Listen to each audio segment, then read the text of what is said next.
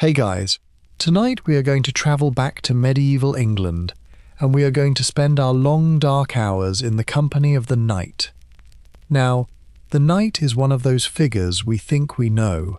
The armour, the horse, the sword, the lance, the vague sense of honour and rescue and shining courtesy.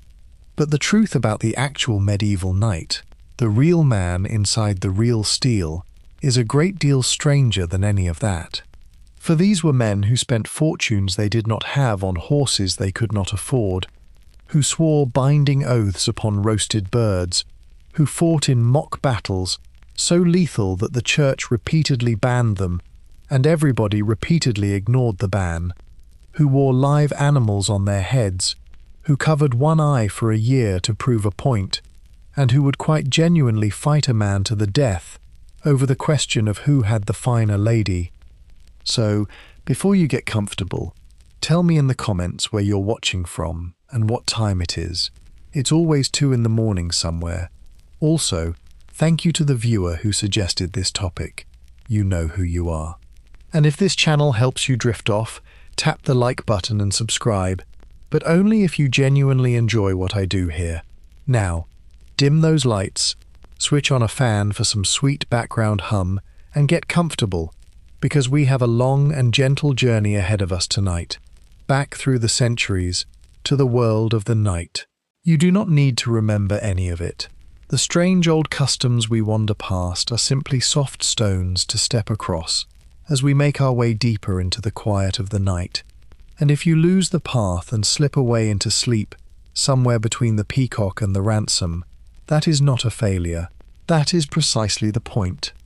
Have you ever wondered what it actually cost, in coin and in labour, to put one man on one horse in one suit of steel? Have you ever wondered what a tournament was really like, and why the church spent 200 years trying to stop them? Have you ever wondered why a grown man would swear, before witnesses, to eat every meal standing until he had performed some pointless feat of arms in a foreign country? These are the things we are going to drift through tonight, slowly and gently, in the dark. So settle back, let your eyes grow heavy, and let us ride out together, softly, across the centuries. Let us begin, gently, with the man inside the armour. Before we go any further, we should be clear about what a knight actually was, because the word has been so thoroughly buried in romance that the real thing underneath has almost disappeared from view. And the real thing is far more interesting and considerably stranger than the polished figure of legend. A knight was, at bottom, a heavily armoured man who fought on horseback and who belonged, or wished to belong, to a particular social class. That is the whole of it. He was a soldier and he was a gentleman, and these two facts pulled against each other constantly and produced most of the absurdities we shall be exploring tonight. Knighthood was not a job so much as a status, conferred in a ceremony, carrying obligations and privileges, and requiring a very great deal of money to maintain. You could be knighted for valour. You could be knighted because your father had been. You could, in the later Middle Ages, be more or less compelled to become one because you owned enough land, and a good many men went to considerable trouble to avoid the honour precisely because of what it cost. He was not, generally speaking, a nobleman. This surprises people. The great lords and earls and dukes were knights, certainly, but so were a great many men of modest means, holders of a single manor, sometimes of less than that, who scraped and borrowed and mortgaged to keep themselves in armour and horses, because to fail to do so was to fall out of the class entirely. The knight sat at the bottom of the aristocracy, clinging to its lowest rung, and the anxiety of that position runs through everything he did. Much of what looks like madness to us was a man desperately proving that he belonged. Nor was he, on the whole, a figure of gentle courtesy toward the weak. That came later, in the stories. The historical knight was a professional in violence, trained from childhood in the killing of other men, and in his ordinary working life, he was frequently a considerable nuisance to everybody around him, particularly the peasantry, whose fields he rode across, and whose villages his wars ruined. The church spent centuries trying to civilize him, with limited success, and much of the code of chivalry that we now find so charming began as a fairly desperate attempt to persuade heavily armed young men to stop robbing churches. It is worth adding that the knight changed enormously across the centuries we lump together as the Middle Ages. The mail-clad Norman who rode at Hastings in 1066, with his conical helm and his kite shield and his simple lance, would not have recognized the fully plated, visored, etched and gilded figure of 1470 as anything to do with himself, and would have found his tournaments incomprehensible and his manners absurd. 400 years separate them, which is the distance between us and the first performance of Hamlet. We flatten it all into one picture, and the picture is nobody's. So set aside the shining figure for a while. What we have instead is a proud, touchy, spectacularly expensive, professionally violent, socially anxious man in a great deal of metal, operating within a culture that rewarded display above almost everything else. Hold that picture in your mind as we go. Nearly all the strangeness that follows grows from that soil, and once you see the soil, the strange plants that sprang from it begin to make a curious sense. Let that armoured figure settle gently in the dark. We turn now to how a boy was made into one. Nobody was born a knight. A boy was made into one, slowly, over the whole of his childhood and youth, by a process that removed him from his mother's house at about the age of 7, and did not release him until he was past 20. It was a long apprenticeship in violence and manners, and it is worth walking through gently, because it explains a great deal about the men who emerged from it. At around 7, the boy of a knightly family was sent away, not to school, but to another household, usually a grander one, where he became a page. He was placed under the authority of the women of that house at first, and he learned to serve. He waited at table. He carried messages. He learned to speak properly, to behave at meals, to be useful and unobtrusive. He was also, alongside this, beginning to learn to ride, and to handle a wooden sword, and to endure being knocked about by older boys, which was regarded as an essential part of the education. He would not see his family for years at a stretch. At about 14, the page became a squire, and the training turned sharply toward war. He was attached to a particular knight, whom he served directly, and whose armour he maintained, and whose horses he tended, and whose lance he carried. He learned to fight in earnest now, with real weapons, at the pell, which was a stout post planted in the ground that he hacked at for hours to build the arms and the shoulders. He learned to ride in armour, which is a great deal harder than it looks. He accompanied his knight to war, and stood behind the line and watched, and eventually fought. The squire's years were long, and many men remained squires all their lives, because the promotion to knighthood was expensive, and not everyone could afford it. But for those who could, there came at last the ceremony, which by the later Middle Ages had grown extremely elaborate. There was a ritual bath, symbolizing purification. There was a night spent in vigil in a chapel, kneeling before the altar with the sword upon it, awake through the dark hours. There was confession and mass, and then, before the assembled company, the accolade, the blow upon the shoulder or the neck, and the buckling on of the sword and the spurs. And the young man rose a knight, and could not be unmade. There was also the matter of what he was not taught. Reading, frequently, was optional and often neglected. Many knights of the earlier period could not read, and did not consider this a defect, since clerks existed for that purpose. Arithmetic, likewise, was a thing one's steward did. Farming was beneath him, trade was contemptible, and any craft performed with the hands was the business of people who were not knights. He emerged into adult life superbly trained in a single skill, ignorant of nearly everything else, and firmly persuaded that this was the correct arrangement. Consider what this produces. A man taken from home at 7 and raised entirely among men of one particular class, taught from infancy that his worth resides in courage and reputation, trained in weapons for 15 years, and finally consecrated in a religious ceremony to a life of arms. He has never done anything else. He does not know how to do anything else. His entire sense of himself rests upon a single quality, which is honor, and honor exists only in the opinion of other men, and can be lost in an instant. That is a strange and rather dangerous thing to do to a person, and it goes a long way to explaining the peculiar behavior of the finished article. Let that long apprenticeship settle gently in the dark. We turn now to what the whole business cost. Here is the single fact that unlocks the medieval knight, and it is not a fact about courage or honor or the code of chivalry. It is a fact about money. Being a knight was catastrophically, ruinously, almost comically expensive, and a very great deal of what these men did was driven by the desperate, perpetual, grinding problem of paying for it. Consider what a knight was required to own. A war horse, which we shall come to, and which cost more than most people would earn in a decade.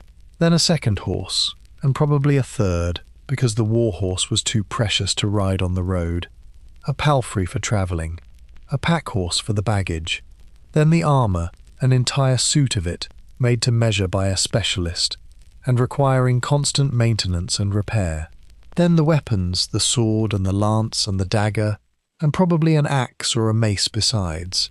Then the surcoat and the banner and the shield, with the arms painted on. Then a squire to look after all of it, and grooms for the horses, and probably a servant or two, all of whom ate. Then, if he went to war, the whole apparatus of tents and provisions and transport. A knight was expected to arrive at war with all of this, at his own expense, and to maintain it indefinitely, and the equipment did not last. Armour was outgrown, dented, holed, and made obsolete by fashion. And yes, there was fashion in armour, and it changed, and a man in 20-year-old harness looked exactly as ridiculous to his peers as a man in a 20-year-old suit looks to us. Horses aged and died, swords broke. The whole kit had to be renewed continually across a career, and each renewal was a small financial crisis, and a knight in his middle years might find himself in armour a decade out of date, being quietly noticed for it. And the money for it came from land, from the rents and dues of the manor he held, and land produced only so much. Harvests failed, manors were divided among sons, prices rose, and so the knight was frequently, and in some periods almost universally, in debt. He borrowed, he mortgaged, he sold rights and privileges, he married for money, quite openly and without embarrassment, because that was what one did. This is why so many men avoided knighthood when they could. In England, the Crown periodically compelled men holding land above a certain value to take up knighthood, and the men resisted and paid fines to be excused, and the Crown collected the fines happily and compelled them again a few years later. This was called distraint of knighthood, and it was, in effect, a tax on being wealthy enough to be a gentleman, and a good many gentlemen would rather pay it than face the expense of the honour. And this constant financial pressure explains an enormous amount. It explains why knights fought in tournaments, where valuable prizes and ransoms could be won. It explains why they were so keen on capturing wealthy prisoners in war.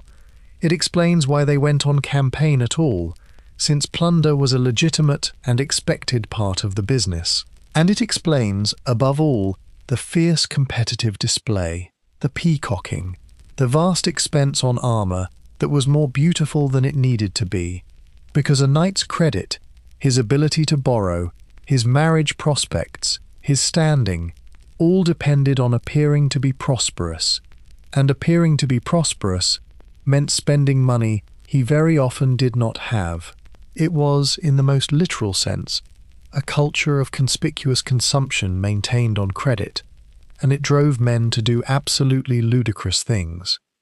Let that mountain of debt settle gently in the dark. We turn now to the single most expensive item on the list. We should linger a while on the horse, because the horse was the entire point. The word for knight in French is chevalier, in Spanish caballero, in German Ritter, and every one of them means, at root, a man on a horse. Take the horse away, and there is no knight, and the horse was the most valuable, most difficult, most extravagantly expensive thing a knight would ever own. The war horse was called a destrier, and it was not a breed so much as a category, a horse selected and trained and fed for one purpose, which was to carry an armoured man into battle, and to remain calm and obedient while doing so. This is far harder than it sounds. A horse is a prey animal. Every instinct it possesses tells it to flee from noise, from crowds, from the smell of blood, from things rushing at it. The destrier had to be trained out of all of this, taught to charge directly at a wall of men, to endure the shock of collision, to turn and wheel at the pressure of a knee, and to bite and strike with the hooves if required. Such a horse took years to make, and the training was an art in itself. They were, accordingly, astronomically expensive. Prices varied enormously across centuries and countries, but a good destrier might cost as much as a small manor, or the annual income of a modest knight, or the wages of an ordinary labouring man for many years together. A truly exceptional one could cost a fortune. Kings gave them as gifts to other kings. They were bequeathed by name in wills, and a knight might own one, perhaps two, and would guard them with an anxiety that we would reserve for a house. And they died. That is the awful arithmetic at the heart of it. The war horse was ridden into the most dangerous place on the field, and horses are large and hard to miss, and archers in particular shot at them deliberately because a dismounted knight was a much reduced problem. The knight's single most valuable possession was carried directly into a storm of arrows, repeatedly, throughout his career. Losing a horse was a financial catastrophe, and a knight who lost several might be ruined outright. And there are records of men petitioning their lords for compensation for horses killed in service, with the animals listed by name and colour and value like the loss of a ship. And they had names and personalities, and the knights loved them with a directness that comes off the page. The horses of the chansons are characters. Real knights wept over dead horses, in a way they were not permitted to weep over dead men. A man who spent every day of his adult life in the company of one animal, who slept near it on campaign, who depended on it absolutely in the moment of greatest danger, who had trained it and fed it, and knew its temper better than he knew his wife's, felt about that animal something we can recognize, but perhaps not quite match. The knight's horse was his fortune, his profession, his status, his safety, and his friend, and the four things could not be separated. So, picture the medieval knight as a man leading, everywhere he goes, an enormously valuable, highly strung, difficult, beloved animal that represents the greater part of his personal fortune, and that he must periodically ride directly at other men who are actively trying to kill it. Everything about that arrangement is faintly insane, and it was the ordinary condition of his life, and he would not have had it any other way, because without the horse he was nobody at all. Let that great precious animal settle gently in the dark. We turn now to the steel he wore. Let us consider the armour, which everybody thinks they understand, and almost nobody does. The popular picture is of a man so encased in metal that he could barely move, who had to be winched onto his horse by a crane, and who lay helpless as a beetle if he fell over. Almost none of this is true, and the truth is considerably more impressive. A full suit of plate armour, of the kind worn in the 15th century, weighed somewhere in the region of 50 to 70 pounds. That is a real weight, but it is not a crushing one, and crucially, it was distributed across the entire body, rather than hung from the shoulders as a modern soldier's pack is. A fit man, trained since childhood to move in it, could run in armour. He could mount a horse unaided. He could lie down and get up again.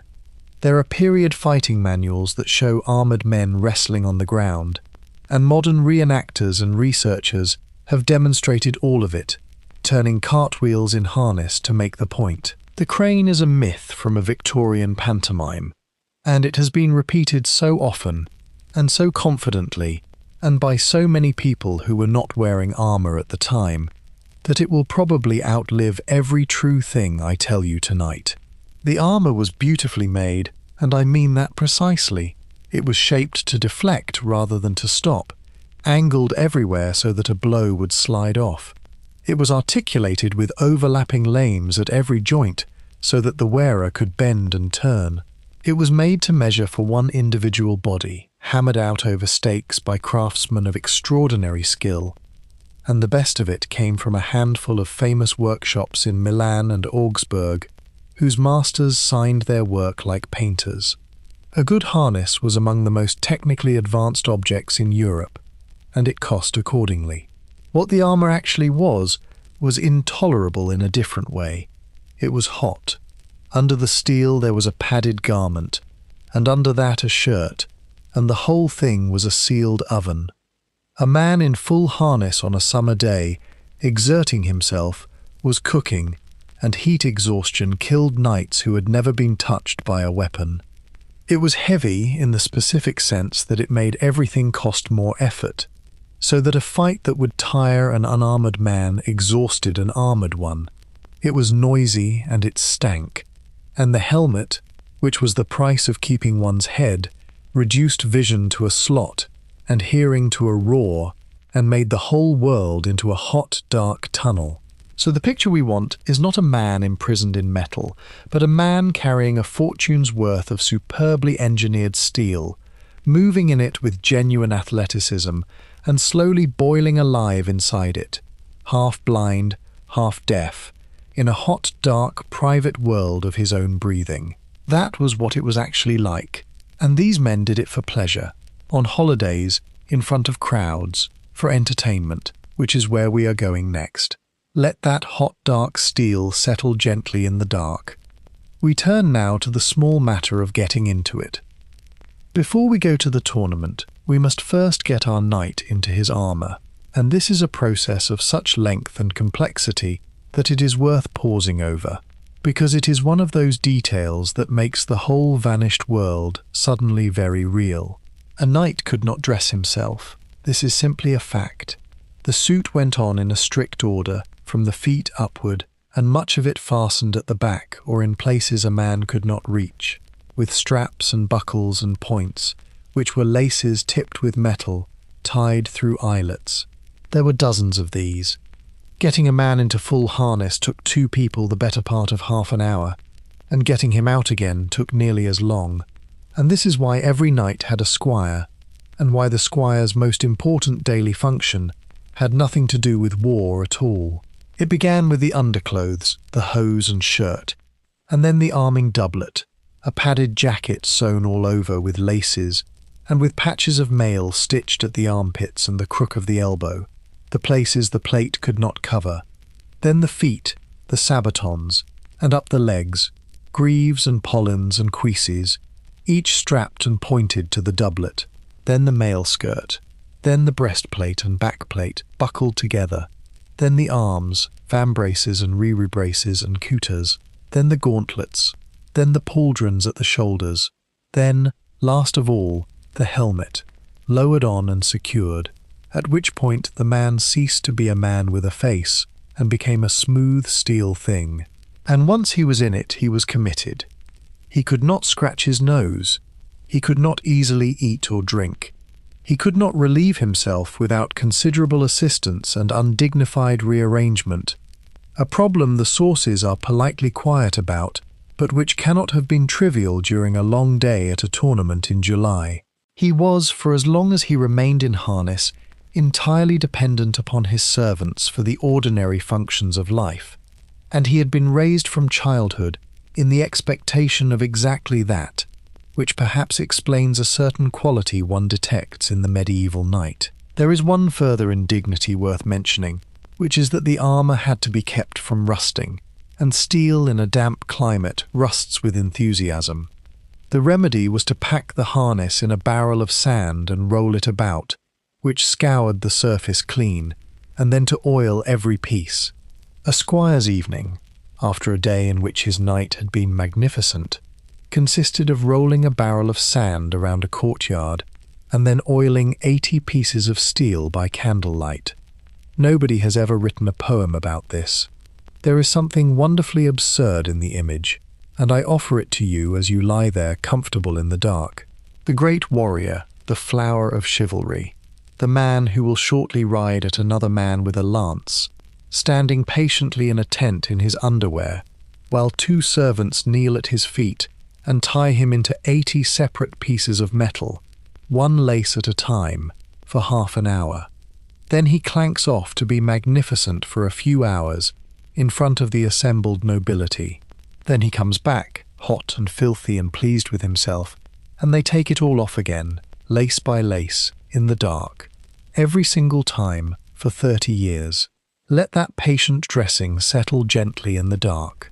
We turn now to the tournament, and to the genuine madness at the heart of it. Everything you picture when you hear the word tournament is late. The 2 men in matching armor riding at one another down a fenced lane, with a wooden barrier between them and ladies waving handkerchiefs from a stand. That is the tournament of the 15th century, refined, regulated, and comparatively safe. It is the sport at the end of its long domestication. What came before was something else entirely, and it was, by any reasonable standard, completely mad. The early tournament, in the 12th and 13th centuries, was not a series of individual jousts. It was a battle. 2 teams of knights, sometimes numbering in the hundreds, met in open country. Not in an arena, in actual countryside, across fields and through villages and woods, over an area that might extend for miles. There were designated safe areas where an exhausted man could rest and rearm, and where he might not be attacked. Everything else was fair game. And then they fought, all day, in a great sprawling chaotic melee spread across the landscape, with real weapons, in real armor, on real horses, until darkness or exhaustion ended it. This was not a metaphor for war. It was war, with the killing made incidental rather than intentional, which is a rather fine distinction when several hundred armoured men are riding at one another with lances. The crops were destroyed, the villages were trampled, peasants fled, and the knights fought in the middle of it all with tremendous enthusiasm, because the tournament was where reputation was made, and reputation was the currency of their entire existence, and there was money in it. This is the part that gets left out of the romance. The object was not to kill your opponent, but to capture him, because a captured knight had to be ransomed, and his horse and his armour were forfeit to the man who took him. A skilled tournier could make a very good living indeed, riding from tournament to tournament across France and the Low Countries, capturing men and stripping them of horse and harness and selling both back to them. There were professionals who did precisely this. William Marshall, the most famous knight in English history, made his fortune this way as a landless younger son, and reportedly took something like 500 knights in the course of his tourneying career. Think about what that means for a moment. The great chivalric spectacle of the age, the school of arms, the flower of knighthood, was in substantial part a mechanism for well-born young men to hunt one another across the countryside for profit. It was a business. It was violent. It was ruinously destructive to everyone who was not a knight, and it made a great deal of money for the men who were good at it, which is why nothing anybody said could stop it. Let that great chaotic hunt settle gently in the dark. We turn now to what it actually did to the men in it. I promised not to dwell on violence, and I shall keep that promise, so let us be brief and sober here, and then move on to lighter things. But it would be dishonest to describe the tournament as a sport, without saying plainly that a great many men died in it. The weapons at the early tournament were the weapons of war. Blunted arms came later and never entirely displaced the sharp. Hundreds of armoured men colliding on horseback at speed, in open country, with lances and swords and maces, will produce casualties no matter what anyone intends. And it did. Men were crushed under fallen horses. Men were trampled. Men suffocated in their helmets. Men were struck down and, in the press, never got up. At one notorious tournament in Germany in the 13th century, a great many knights were reported dead by the end of the day, and the number, whatever its exact truth, tells us what people believed such an event could cost. The deaths reached the very highest. A king of France died of a wound taken in a joust in the 16th century, when the sport was supposedly at its safest and most regulated, struck through the visor by a splintered lance. A Duke of Brittany, the son of a King of England. Across the centuries, the tournament killed and maimed a steady procession of the men who could least be spared, and everybody knew it, and nobody stopped, because to stop would have been to admit that the entire enterprise was foolish, and no man of honour could admit that. We shall not linger. It is enough to note that the men we are discussing tonight spent their leisure time doing something that killed a reliable percentage of them every year. That they knew this, and that they regarded the risk not as a drawback, but very nearly as the point. A thing that could not kill you could not prove you. That is a hard and slightly frightening philosophy, and it sat at the centre of their world, and it explains a great deal of what looks to us like madness. And now let us go back to the surface, where the flags are flying and the crowds are cheering, and consider the extraordinary spectacle these men made of it all, because the tournament was, above everything, a show. Let that sober thought settle gently in the dark, and then let it go. We turn now to the Church, and to 200 years of being cheerfully ignored. The Church did not care for tournaments. The Church said so, loudly, formally, and repeatedly, for the better part of 2 centuries, and the knights of Europe listened respectfully, nodded gravely, and carried on exactly as before, which is one of the more entertaining spectacles in medieval history. The condemnations began in earnest in the 12th century. Councils of the Church forbade tournaments outright. The dead were denied Christian burial. Excommunication was threatened and sometimes applied. The objections were entirely reasonable. Men were being killed for no purpose. The sin of pride was involved on a monumental scale. The countryside was being ruined, and all of this military energy might far more usefully be pointed at the enemies of Christendom in the Holy Land, rather than at one another in a field in Champagne. The knights ignored it, not defiantly for the most part, but with a sort of amiable disregard, the way one ignores a sign about walking on the grass. Tournaments continued without interruption. Kings hosted them. Bishops attended them. The prohibition was reissued, which tells you it was not working, and reissued again, which tells you the same thing, and eventually the papacy simply gave up and lifted the ban in the 14th century, having achieved precisely nothing across 150 years of trying. The bans also had a quality of magnificent futility about them that is worth savouring. A council would meet, and deliberate, and issue a decree forbidding these detestable gatherings under pain of excommunication, and the decree would be published, and copied, and sent out across Christendom. And in the following spring the knights of Champagne and Flanders would gather in a field, as they had every spring within memory, and ride at one another all day and go home. And in due course another council would meet, and deliberate, and note with sorrow that the previous decree had not been universally observed. There were secular bans too, and they had a different logic. Kings disliked tournaments because they gathered large numbers of armed men in the countryside, away from royal supervision, in a state of considerable excitement. This is not a thing kings enjoy. In England, the Crown regulated tournaments obsessively, licensing them, restricting them to certain fields, demanding sureties, and occasionally banning them altogether when the political weather looked stormy. These bans were somewhat more effective than the churches, because a king could confiscate your land. But the knights kept tourneying, and this fact tells us more about them than any chronicle. They were willing to be excommunicated for it.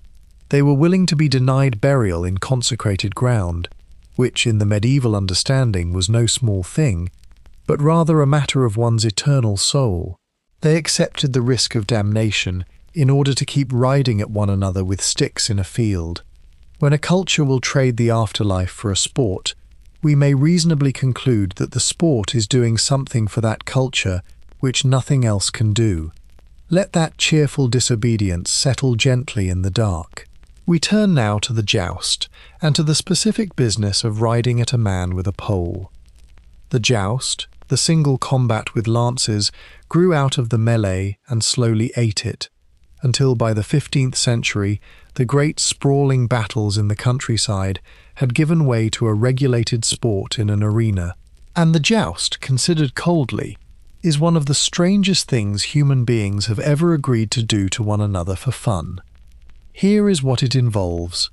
2 men, each weighing perhaps 200 pounds in harness, ride horses weighing well over half a ton, in opposite directions, at a combined closing speed that may exceed 30 miles an hour. Each carries a wooden lance about 12 feet long, tucked under the right arm, angled across the horse's neck to strike the man coming the other way. The object is to hit him squarely enough that the lance shatters, or, better still, to knock him off his horse entirely. Meanwhile, he is attempting the same to you. Neither man can see very much, because both are wearing helmets with a slot for vision, and in the moment before impact, each is looking through a 2-inch gap at a man travelling toward him at the speed of a horse. The forces involved are considerable, and the lance is designed to break, which is a kindness, since a lance that did not break would transfer all of that energy into the rider. The great danger, and it recurs through the sources, is the splinter. A shattering lance throws fragments of wood at speed, directly at the head, and the eye slot of the helmet is precisely the sort of aperture that a splinter can find. This is how the King of France died. It is how a great many lesser men died. The armour they wore for it tells the whole story. Jousting harness of the 15th century was a specialised thing, enormously thick on the left side, where the lance would strike, and lighter on the right. The helmet bolted rigidly to the breastplate and backplate, so that the head could not be snapped round by a blow, which meant the wearer could not turn his head at all, and had to be pointed at his opponent like a gun. A great steel shield bolted to the chest, sometimes a locking mechanism to hold the lance. A man in jousting harness could barely move, and could see almost nothing, and was, for any purpose other than riding in a straight line at another man similarly encased, completely useless. It was sports equipment, and very fine sports equipment, and it had drifted so far from war that a man in a battle wearing it would have been dead in a minute. And it is worth saying plainly that the joust served no military purpose whatever by the time it reached its height. No battle was ever fought in that fashion. The knights of the 15th century were engaging in an elaborate ritualized sport that had almost nothing to do with how war was actually conducted in their own lifetimes, which by then involved a great deal of unglamorous dismounted fighting and a distressing number of common men with longbows and, soon enough, guns. The joust had become pure theatre, a performance of an idea of warfare that had already passed away. They knew this, some of them. There are melancholy passages in the writings of old knights about how the world had changed, how the arts of chivalry were despised, how war had become the business of low men with missiles. And they went on jousting, with ever more elaborate armour made specially for the purpose, armour so heavy and so specialised that it was useless in a real battle, jousting in it for prizes and for ladies and for the applause of the stands, right through the century in which the armoured knight ceased to matter militarily at all. There is something almost poignant in that, and also something entirely absurd, and the two things are not in conflict. Let those splintering lances settle gently in the dark. We turn now, at last, to the vows, which are my favourite thing in all of medieval history. Now we arrive at the material that most fully earns the promise in tonight's title, and I have been looking forward to it. Because the medieval knight had a habit, particularly in the later Middle Ages, and particularly in the courts of France and Burgundy, of swearing enormous binding public oaths at feasts upon roasted birds. The ceremony went something like this. At a great banquet, at the appropriate moment, a bird would be brought in, often a peacock or a pheasant, roasted and then redressed in its own feathers, magnificent and gilded, carried aloft by ladies of the court. It would be borne around the hall, and each knight, as it passed, would place his hand upon the bird and swear his vow before all the assembled company. Then the bird was carved and distributed and eaten, and the vow was binding, and everyone got on with their dinner. The most famous of these was the Feast of the Pheasant, held at Lille in 1454 by Philip the Good, Duke of Burgundy. The occasion was staggering. The Turks had taken Constantinople the year before, and the purpose of the feast was to swear a great crusade to recover it.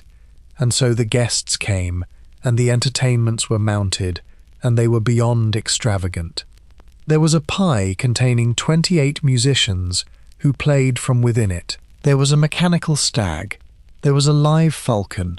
There was a full-sized model of a church with a working bell and singers inside. There was an enormous model elephant, ridden by a giant, bearing a castle on its back, containing a lady dressed as the church, who lamented her condition in verse. And at the climax, the golden pheasant was brought in, and the assembled nobility of Burgundy laid their hands upon it and swore upon that bird to go and liberate Constantinople. And the vows sworn that night were recorded, because a herald wrote them down, and they survive, and they are a marvel.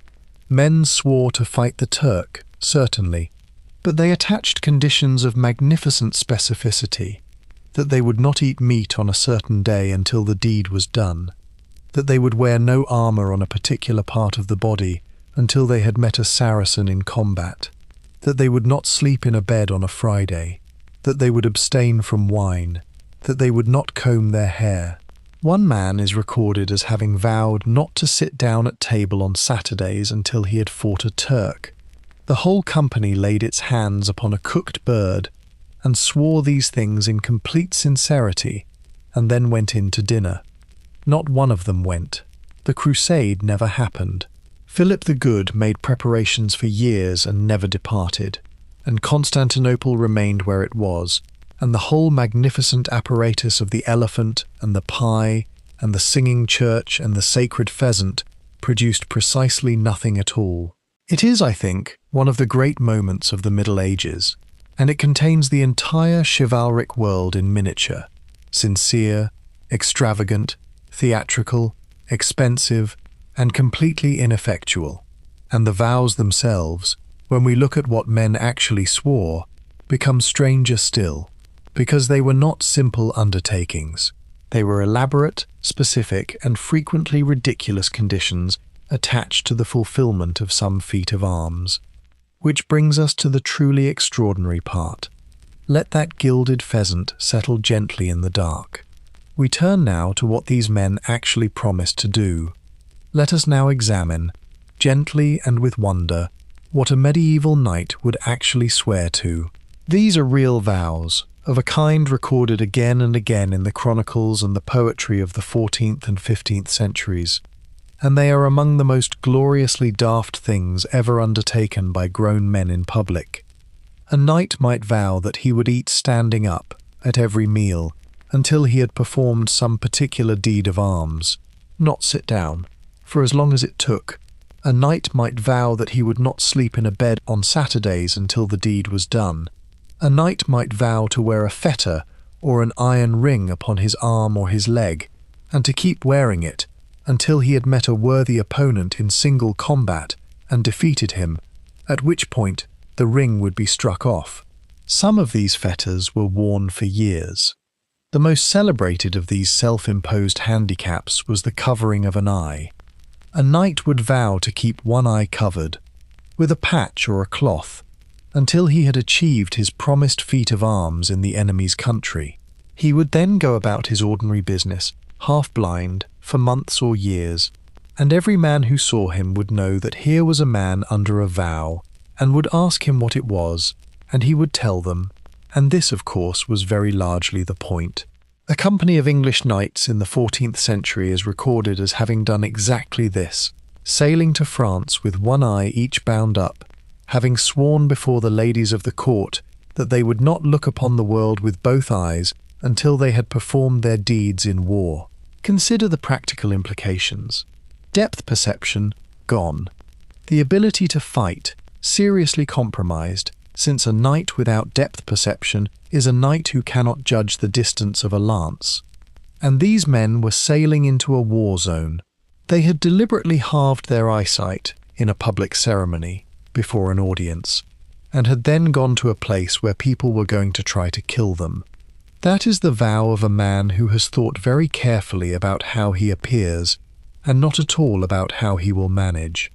And the vow had a further function, which was that it forced the issue. A man who has publicly announced that he will not sit down until he has fought somebody in France has created, in a single sentence, an obligation that everybody now knows about, that they will ask him about at every dinner, and from which there is no honourable retreat. He has burned his boats before the assembled nobility of Europe. It is a technology for making yourself do something difficult, and it is an extremely effective one, and it is the same technology as announcing a resolution to all your friends so that you will be too embarrassed to abandon it. He was not less rational than we are. He simply had a larger audience and a longer memory to answer to. But that is exactly the point, and I want to be fair to them here. The vow was not a plan, it was a performance, and its audience was the whole of chivalric society, and its purpose was to demonstrate publicly that this man valued his honour above his convenience, above his comfort, above his safety, and above his eyesight. In a world where a man's entire standing rested upon what others believed about his courage, an eye was a reasonable price for a reputation. It is completely insane, and within the logic of that world, it is completely rational. Both things are true, and holding both at once is the only way to understand these men at all. Let that covered eye settle gently in the dark. We turn now to the animals they wore on their heads. We must talk about heraldry and about the crests, because the knight had a problem that we do not often consider, which was that once he put his helmet on, nobody had the faintest idea who he was. And for a man whose entire existence was a performance of reputation, that was intolerable. Hence the coat of arms.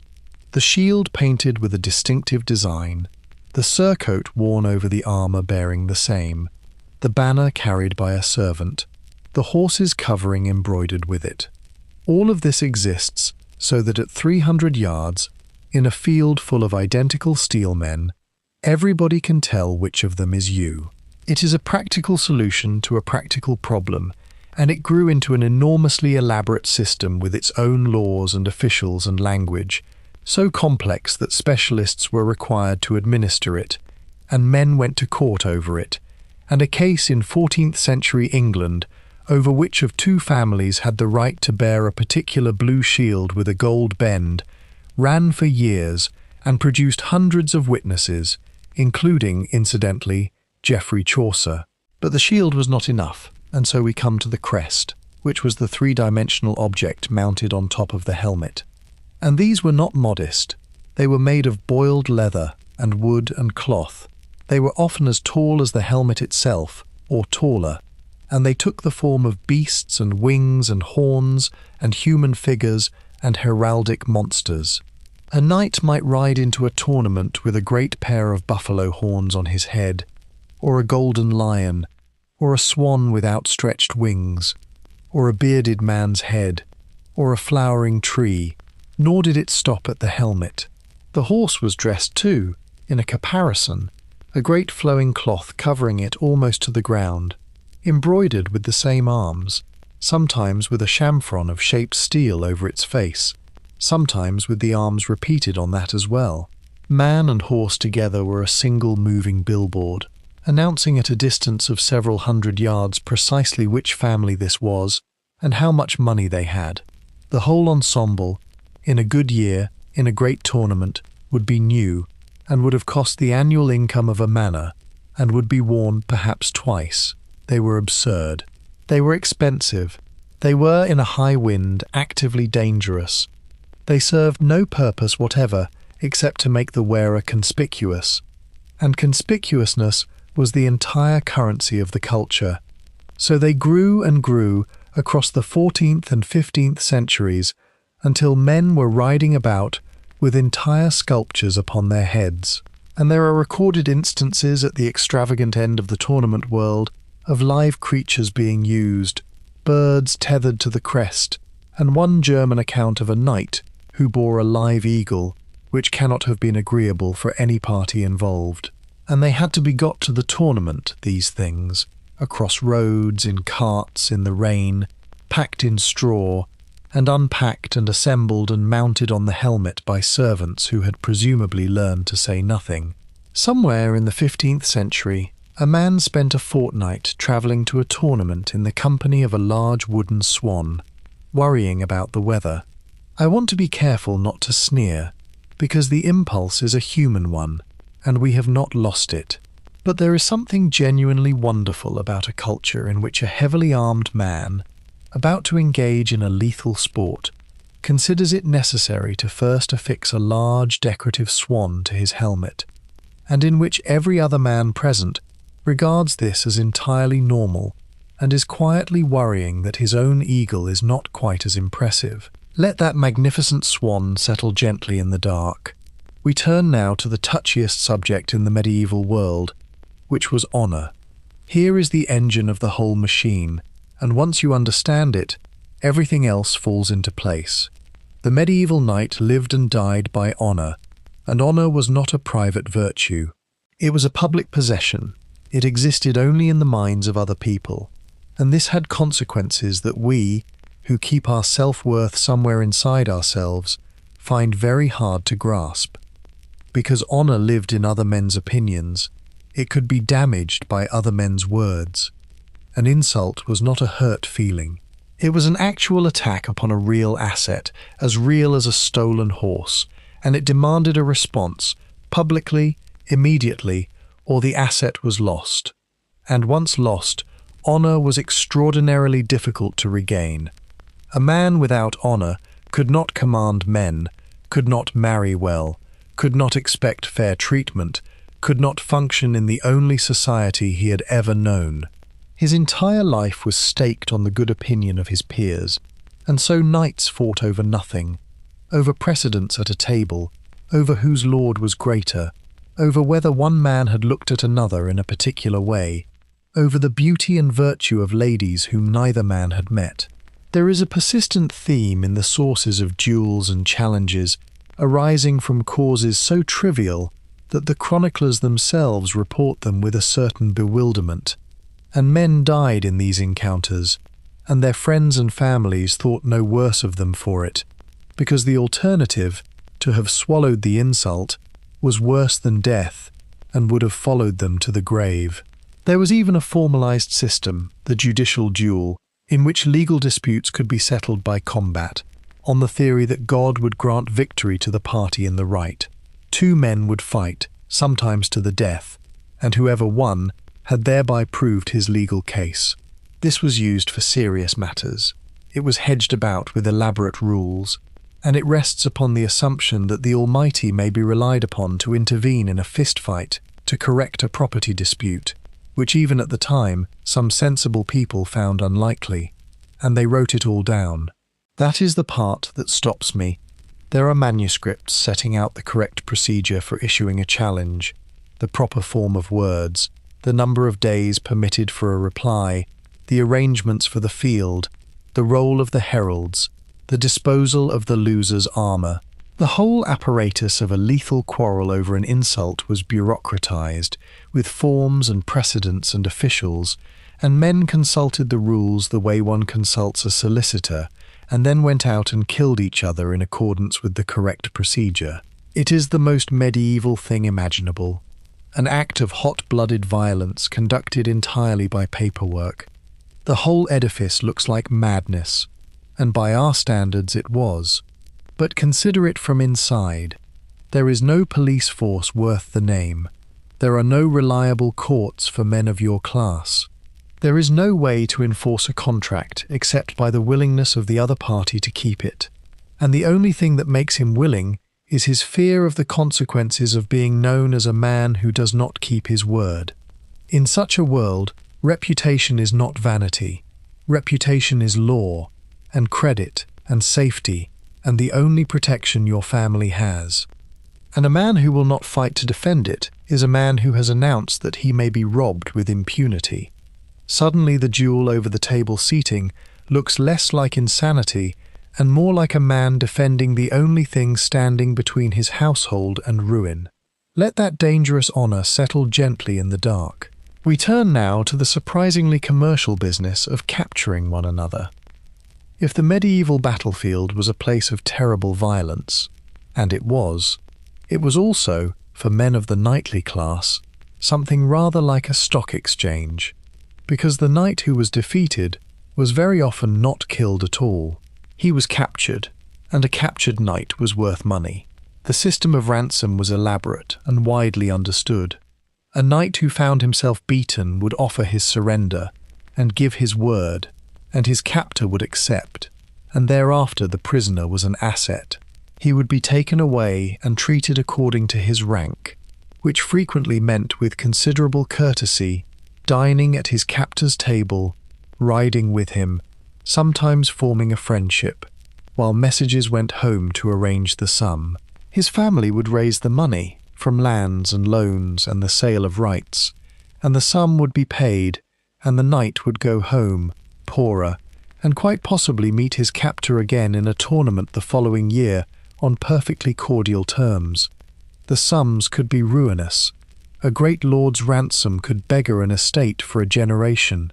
A king's ransom could beggar a kingdom, and famously did the ransom of one king of France, after his capture at Poitiers, was set so high that his country could not pay it, and he returned to captivity in England voluntarily when the terms were broken, on the grounds that he had given his word, and died there.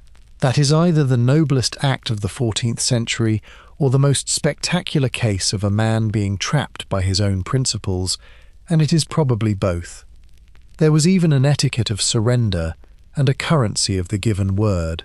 A knight who yielded and gave his parole, his promise, might be released to go home and raise the money himself, and would return of his own accord to captivity if he could not raise it. And astonishingly, they generally did return. The whole vast apparatus of ransom, involving sums that could ruin a county, rested on nothing more than the belief that a gentleman would keep his word, and on the certainty that a gentleman who did not would be finished forever. Reputation again. It is the only enforcement mechanism in the entire system, and it worked well enough that men lent enormous sums against it. And the system explains a great deal about how medieval battles were actually fought. The knight in the melee was not primarily trying to kill the man opposite. He was trying to capture him, which is a very different tactical problem, and requires that you not kill him. And this restraint applied strictly to men of the knightly class, and not at all to anybody else. The common soldiers on the field, the archers and spearmen who were not worth ransoming, were killed without hesitation, and there were battles where the ordinary infantry were slaughtered in thousands, while the knights on both sides were courteously bundled off to be sold back to their relatives. This is one of the least attractive facts about chivalry, and it must be said. The great code of honour and mercy and courtesy operated almost entirely between members of a small international club of wealthy men who had far more in common with one another than with the peasants of their own countries. It was a system for ensuring that gentlemen did not lose too much when gentlemen fought. Everyone else could take their chances. That is not a moral judgment made with the easy advantage of hindsight. Contemporaries noticed it too, and said so. Let that commercial arrangement settle gently in the dark. We turn now to the code itself, and to the enormous gap between what knights said and what knights did. Everything we have discussed so far concerns the knight in the open field, on his horse, doing the thing he was made for. But the plain truth of medieval warfare is that pitched battles were rare. Commanders avoided them, because a battle could lose you everything in an afternoon.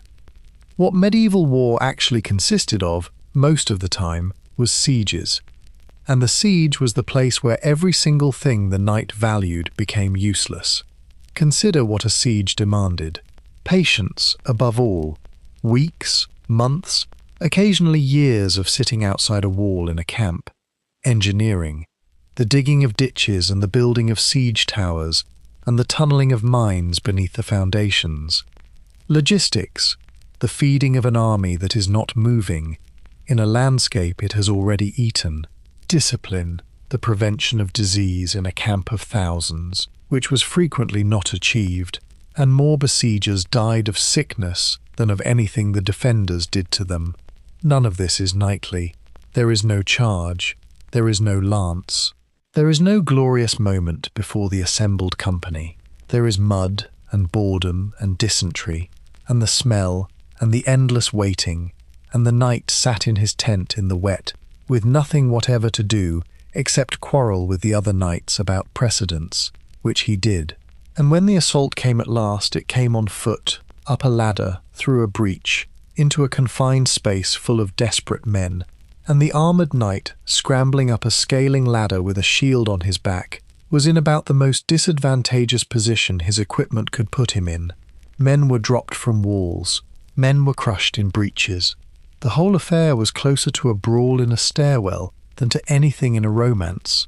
And the men who were best at it were not the finest horsemen, but the engineers and the crossbowmen and the miners, whom nobody wrote poems about. Yet the knight went and did it, and complained.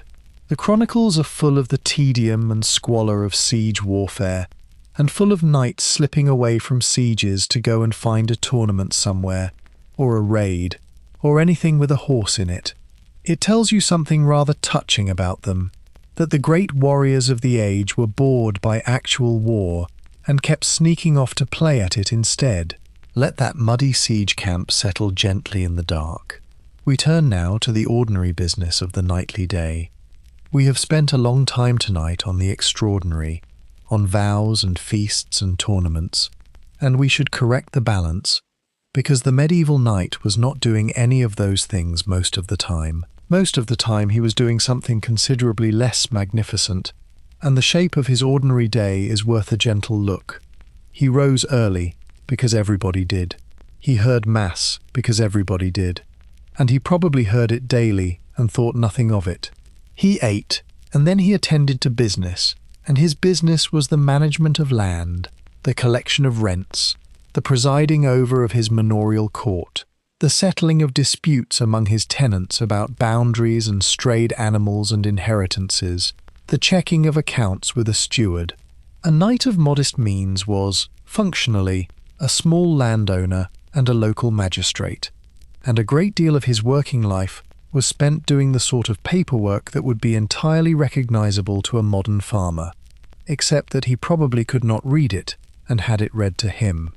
He also, if he was fortunate and the century was quiet, spent a good deal of time being bored. This is the least romantic and most human fact about him. There were long winters in a cold hall with the rain coming down, when the roads were mud and nobody visited and there was nothing to do but eat and drink and listen to somebody play and quarrel with one's household and wait for spring. The tournament season, when it came, must have been a blessed release, and I suspect that a good deal of the enthusiasm for riding 1,000 miles to a frozen forest in Prussia is explained by the alternative, which was another February in Northamptonshire. He hunted constantly. Hunting was not a pastime but a serious institution, hedged with its own elaborate rules and vocabulary, and its own snobberies, and it was regarded as training for war, which it genuinely was. It taught riding across broken ground at speed, and the handling of weapons from horseback, and the reading of terrain. It also provided meat, and an excuse to be outdoors, and a reason to own more expensive animals. A knight would rather hunt than do almost anything. He trained, though less than we imagine once he was established, and he attended his lord when summoned, and he travelled a great deal on tedious errands, and he sat in draughty halls, listening to lawsuits, and he worried about money. That is what the life was. The tournament came a few times a year at most. The war came when it came. The rest of it was rent and rain and horses and mass, and the long, slow business of holding on to what one had. I find this rather reassuring, actually. The great chivalric hero, whose vows we have been laughing at all night, spent most of his existence dealing with the medieval equivalent of paperwork and fencing disputes, and grumbling about it. He was much more like us than the paintings suggest. It is only when we look at the few remarkable days of his life, and forget the thousands of ordinary ones, that he begins to look like a madman. Let that ordinary day settle gently in the dark. We turn now to the code itself, and to the enormous gap between what knights said and what knights did. We should talk about chivalry directly, because the word does a great deal of work in our imagination, and almost none of it is accurate. Chivalry was not a code of gentle conduct toward the weak. It was several things at once, and they were frequently in contradiction with one another, and the knights themselves were entirely aware of this, and lived with it as best they could. At its earliest and most honest, chivalry was simply the ethic of the warrior class. Courage, loyalty to one's lord, skill at arms, generosity to one's followers, and the maintenance of reputation. That is a soldier's code, and versions of it exist in every warrior culture that has ever been. It says nothing about protecting the innocent. It says a great deal about not running away. Onto this the Church laboured, for centuries, to graft a Christian morality. This was a project of desperation more than piety. Europe was full of armed young men with nothing to do between wars, and they were a menace. So the Church attempted, through the peace of God and the truce of God, to restrict when and against whom knights might fight. It tried to persuade them that their violence should be directed against the enemies of the faith, which is how we get the Crusades, an idea of genius from the point of view of a church desperate to export its problem. And it tried to sanctify knighthood itself, with the vigil and the blessing of the sword, so that the knight might understand himself as a servant of God, protector of the widow and orphan, defender of the church. Onto this again the poets grafted romance, and this is where most of our picture comes from. The literature of chivalry, the great cycles of Arthur and Lancelot and Roland, presented an idealized knight of superhuman courtesy and devotion. And this literature was enormously popular with actual knights, who read it and had it read to them, and named their children after its heroes, and modelled their tournaments upon it. They were, in a very real sense, consuming fiction about themselves, and then attempting to imitate it, which is a thoroughly modern-sounding predicament. There is a further layer, and it is the one I find most interesting. The knights knew the gap. They were not fools, and they could see perfectly well that the world of the romances was not the world they lived in. And so a persistent note of nostalgia runs through chivalric writing from remarkably early on. The knights of the 14th century believed that true chivalry had flourished in the 12th and had since decayed. The knights of the 12th century, had you asked them, would have pointed you back to Charlemagne. Every generation of knights believed itself to be living in the tarnished aftermath of a golden age of chivalry that had ended just before they were born. That golden age never existed at any point. It was always just over the horizon behind them, which is where golden ages generally are. And the reality? The reality is that the men who read Lancelot and wept also burned villages. and that a chevauchée, the standard English strategy in France for much of the 100 Years' War, consisted of riding through the countryside destroying everything, the crops and the mills and the houses of the peasantry, in order to ruin the enemy's tax base and demonstrate that he could not protect his people. This was conducted by knights, in armour, under banners, with heralds present, entirely within the customs of war as everyone understood them. The same man could, on the same afternoon, courteously accept the surrender of a fellow knight and set fire to a village. There was no contradiction in his mind, because chivalry governed how he behaved toward men like himself, and had never claimed to govern anything else. Let that complicated code settle gently in the dark. We turn now to the strangest of all its branches, which is love. And now we come to courtly love, which is one of the peculiar cultural inventions of the Middle Ages, and which produced behaviour so odd that historians still argue about whether anybody ever actually meant any of it. The convention ran roughly thus. A knight would select a lady, generally married, generally of higher rank than himself, generally unattainable, and would devote himself to her utterly. He would perform deeds in her name. He would suffer for her.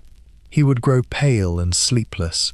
He would wear her token, a sleeve or a scarf, into the tournament, and dedicate his victories to her, and she would acknowledge him with the barest nod. And this exquisite arrangement of longing and service and unfulfillment was understood to ennoble him, to make him a better knight and a better man. There were rules, actual written rules, in the treatises on the subject, which set out with great seriousness such propositions as that love cannot exist between married people, that a lover grows pale in the presence of the beloved, that he eats and sleeps little, that jealousy is essential, and that love made public rarely lasts. There were, allegedly, courts of love, in which noble ladies adjudicated disputed points of amorous doctrine. Whether these courts were real institutions or an elaborate literary game is precisely the sort of thing that historians enjoy arguing about, and I shall not settle it here in the dark. But the behaviour it produced was real enough. Knights genuinely wore ladies' tokens in tournaments. They genuinely dedicated feats of arms. Men genuinely undertook absurd and dangerous enterprises and announced that they did so for love of a woman who was not their wife, and to whom they had possibly never spoken at length. The whole apparatus of vows and covered eyes and iron fetters that we visited earlier was frequently sworn before ladies, and for ladies, and the whole audience of the chivalric performance was, to a significant degree, female. And underneath the poetry, the practical situation was this.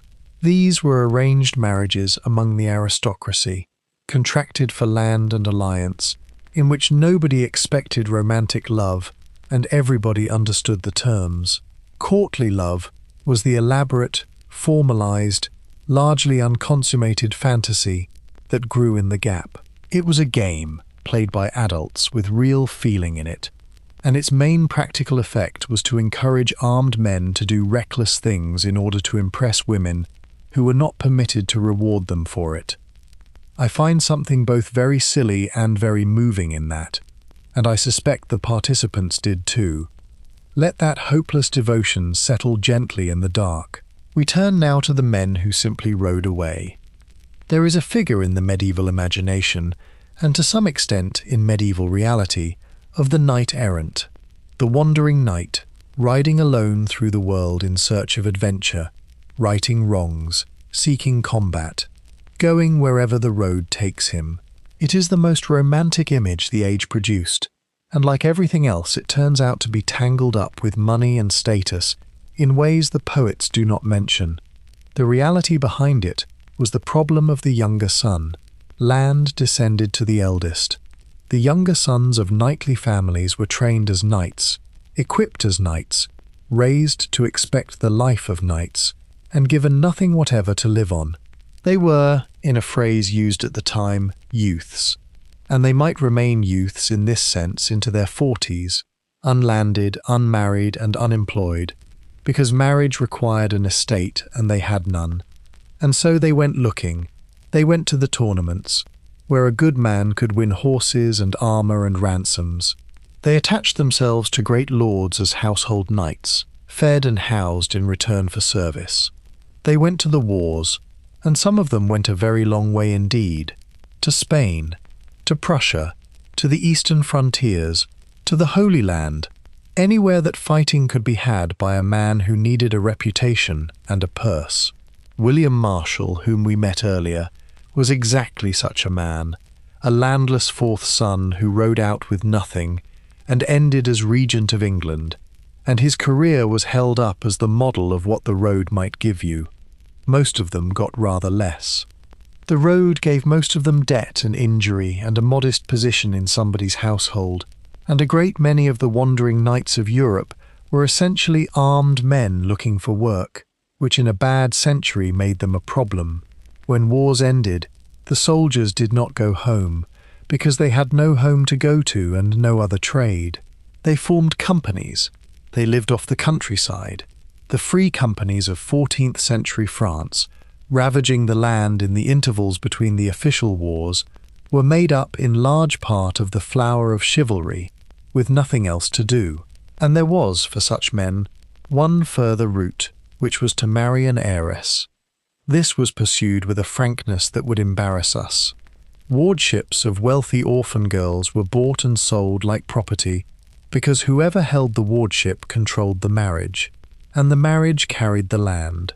A landless knight of good name and better prospects, who had done well in a tournament and been noticed, might be rewarded by his lord with exactly such a wardship, and would marry the girl, and would thereby become at a stroke the very thing he had spent 15 years pretending to be. This was not thought cynical, it was thought fortunate. So when you see the picture of the lone knight on the road at dusk, the lance upright, the country opening before him, hold both things at once. It is a genuinely beautiful image, and it meant, in practice, an unemployed young man with expensive tastes, a lethal skill set, and no prospects, going out to find someone to fight for money, which is, in fairness, a rather good description of a great deal of human history. Let that lonely road settle gently in the dark. We turn now, briefly and soberly, to the body of the knight. I want to say something careful here, and briefly, and then move on, because it touches on real suffering, and I have promised you a gentle knight. The knight spent his life being hit. That is not a figure of speech. From the age of about 14, he trained daily with weapons, and training meant taking blows. He fought in tournaments, where he was struck by lances and swords and maces, and thrown from horses onto hard ground in 70 pounds of steel. He fought in wars, and he did this for decades, from adolescence into middle age, protected by a helmet that prevented his skull from being opened, but that did nothing whatever to prevent his brain from being shaken about inside it. We know rather a lot now about what repeated blows to the head do to a person over a lifetime, and none of it is good, and it would be extraordinary if the medieval knight had somehow been exempt. The chronicles are not medical documents, and I am not going to reach across 7 centuries and diagnose men I cannot examine, and anyone who tells you they can do so with confidence is telling you a story.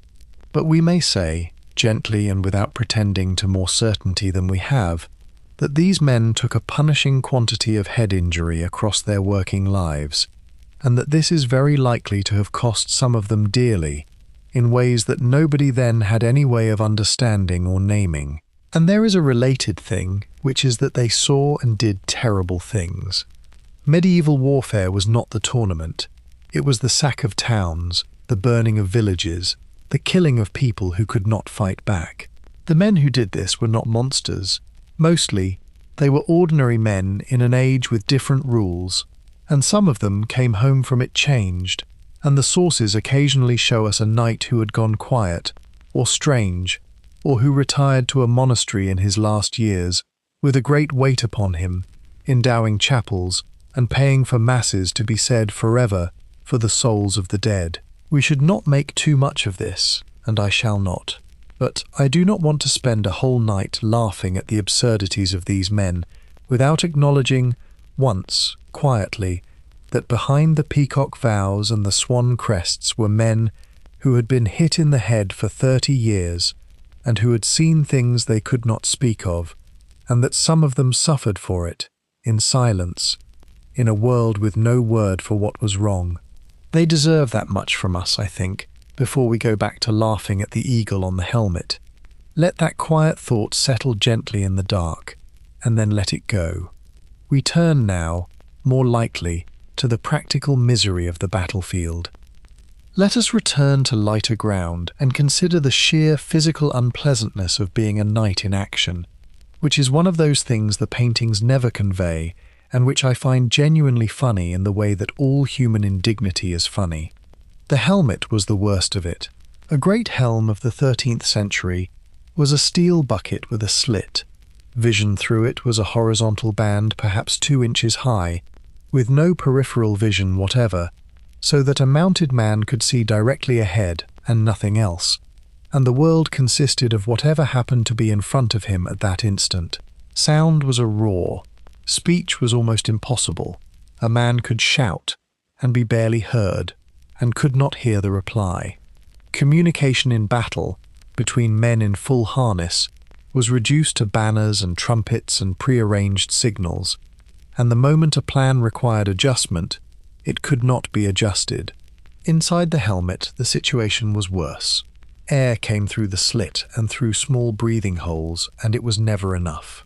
A man exerting himself violently in a sealed steel container in July was in genuine danger from the heat alone, and men died of it.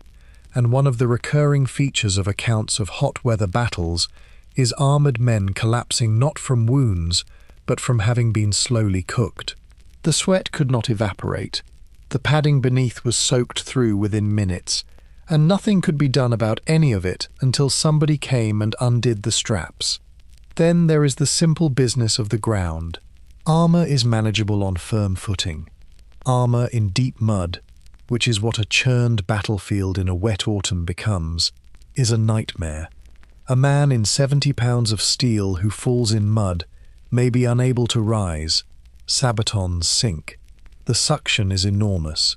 There were battles in which the decisive factor was not tactics or courage, but the fact that one side had to walk uphill through a ploughed field in the rain, in full harness, before they could fight at all, and arrived at the enemy exhausted and could barely lift their arms.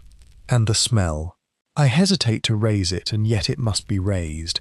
A man in full harness, exerting himself for hours, sweating into layers of wool and linen that cannot be removed, in a suit that cannot be washed, in company with several hundred others in the same condition, along with the horses. The medieval battlefield and the medieval tournament field were olfactory experiences of a kind we cannot readily conjure, and nobody found it remarkable, because everything in that world smelled, and the only people who might have complained were the people whose villages had just been ridden through, and nobody could tell who anybody was. This is the part I like best. In a melee of hundreds of armoured men, half-blind, mostly deaf, filthy, with surcoats torn and heraldry obscured by mud, the elaborate system of identification collapsed entirely, and there are accounts of knights fighting their own side for some minutes before somebody worked out what was happening.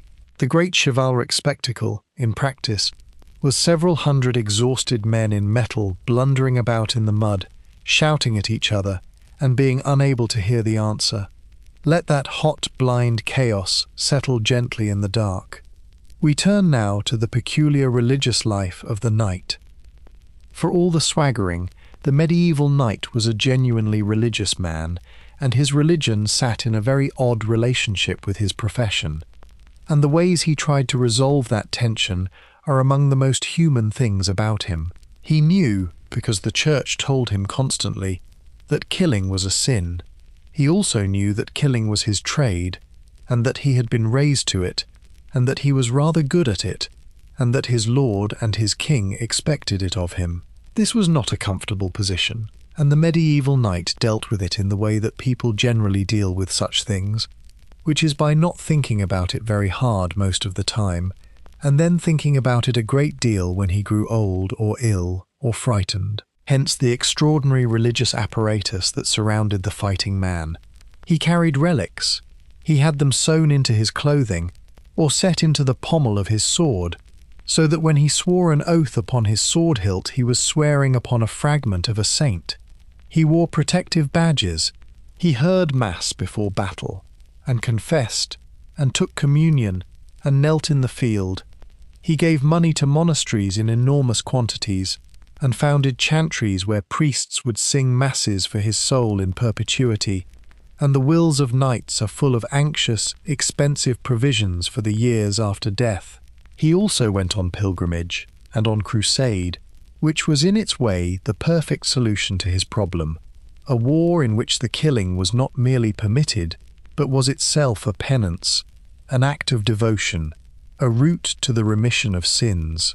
Whatever else the Crusades were, and they were a great many things, they were the answer to a question that troubled every armed man in Europe, which was whether the thing he was good at could ever be reconciled with the thing he believed. The relics themselves were often of doubtful provenance, and everybody rather knew it, and nobody inquired too closely. There were enough fragments of the true cross in circulation to build a considerable house. There were multiple heads of the same saint venerated in different countries.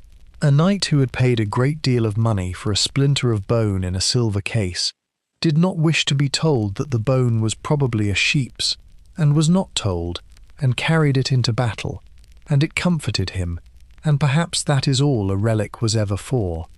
And in old age a striking number of them simply gave up and joined the church. Knights retired to monasteries. They took vows. William Marshall, that model of the chivalric life, was received into the Templars on his deathbed, having kept the robes ready for years. It is a recurring pattern, a lifetime of violence and display, and then, at the end, a hurried and expensive attempt to settle accounts with eternity, which is, when you consider it, not so very different from what a great many people have always done, and it is difficult to be too hard on them for it. Let that anxious soul settle gently in the dark. We turn now to the feast. The knight's life was not all fighting.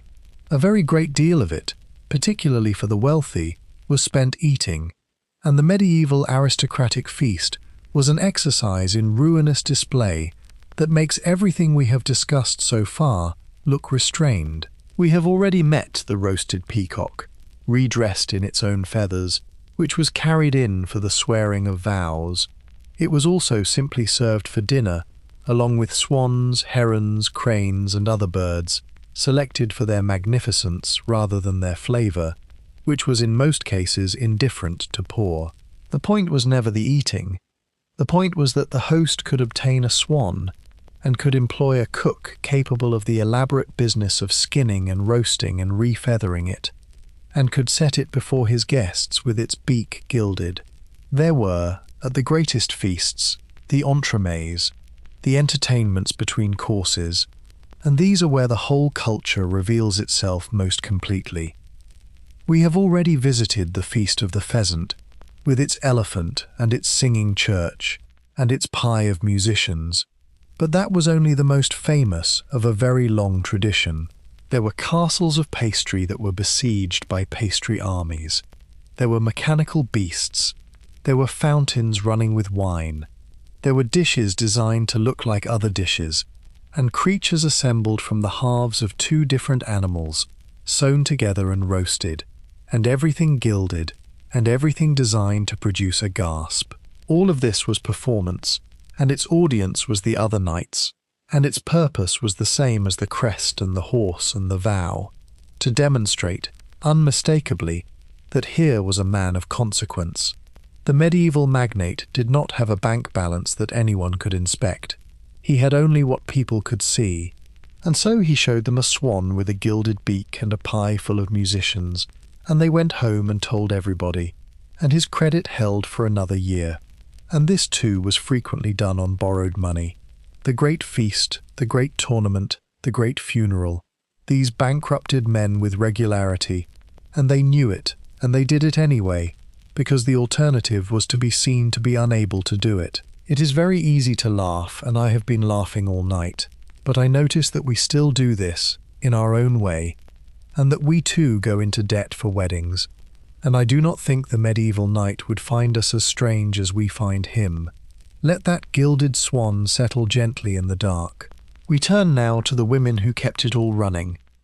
We should not leave the knight's household without noticing who was actually running it, because while the knight was away being magnificent, somebody had to manage the estate, and that somebody was almost always his wife.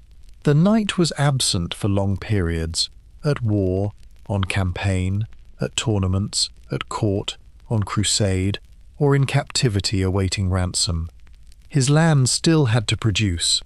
The rents had to be collected, the courts held, the harvest brought in, the servants managed, the accounts kept, the disputes with neighbours conducted, the food stored for winter, the household fed. And the lady of the manor did all of it, frequently for years at a time, and the letters that survive from such women are brisk, competent, exhausted documents about money and grain and lawsuits, with occasional sharp remarks about husbands who write asking for more funds. Some of them did rather more than manage the accounts. There are well-attested cases of noble women defending castles under siege in their husband's absence, organizing the defense, negotiating with the besiegers, and holding out for weeks or months. This was not regarded as remarkable in the way we might expect.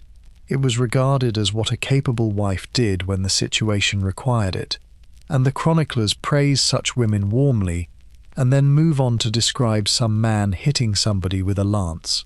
And it was often the lady who raised the ransom when her husband was captured, which was an administrative and financial undertaking of enormous difficulty, valuing the estate, arranging the loans, negotiating with the captor's agents, sending the money across a war zone. A knight in comfortable captivity dining with his captor was being bought out of it, at ruinous cost, by his wife's careful management at home. This appears in the sources as an unremarkable background fact, and it is one of the great silences of chivalric literature, which prefers to sing about the man on the horse.